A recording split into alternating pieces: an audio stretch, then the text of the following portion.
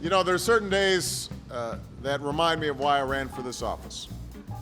And then there are moments like this where I pardon a turkey and send it to Disneyland. I hereby pardon courage. It's kind of like a turkey version of Dancing with the Stars.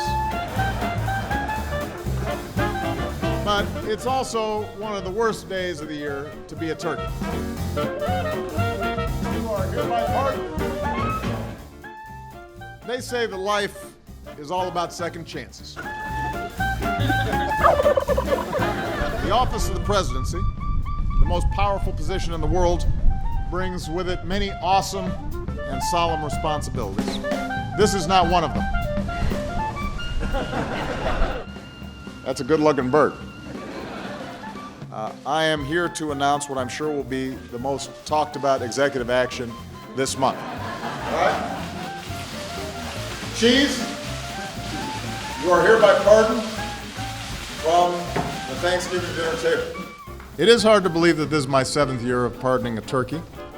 Time flies, even if turkeys don't.